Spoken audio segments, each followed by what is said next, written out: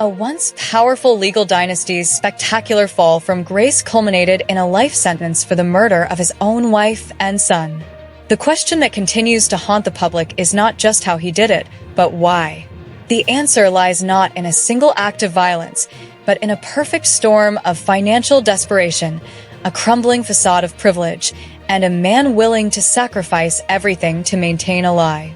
Alex Murdaugh did not snap in a moment of passion. Prosecutors successfully argued he executed a calculated plan to buy himself time and sympathy. His financial crimes, a vast scheme of embezzlement from clients and his own law firm, were on the verge of being exposed. A colleague had confronted him about nearly $800,000 in missing funds just hours before the murders. He was out of options and out of time. The brutal killings of Maggie and Paul, he believed, would make him a sympathetic figure and divert attention from the imminent collapse of his fraudulent empire. His own words and actions in the aftermath paint a damning picture of his character. Just months after the murders, he orchestrated a bizarre roadside shooting, enlisting a former client to kill him so his surviving son could collect a $10 million life insurance policy. This was not an act of a grieving father. It was the desperate move of a man still trying to monetize tragedy. He even admitted to lying to investigators about his alibi, claiming a decades-long opioid addiction clouded his judgment. Yet the core facts remained undeniable.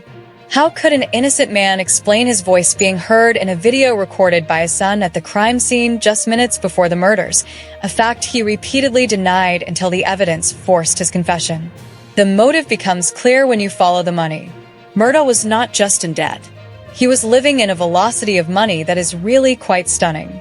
He had stolen millions to fund a lifestyle and an addiction, and the walls were closing in. A wrongful death lawsuit from a fatal boat crash involving his son Paul threatened to expose his fragile financial house of cards.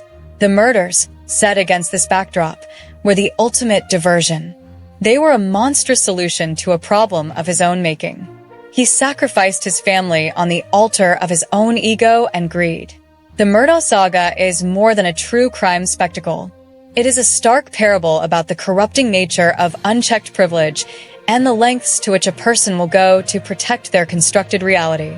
A judge told Murdaugh he likely sees his wife and son at night when he tries to sleep. We're left to wonder if the monster he became was worth the price. The story forces us to ask what we are capable of when we have everything to lose. It reveals the terrifying truth that the most dangerous threats are not always strangers, but the demons lurking behind a familiar face.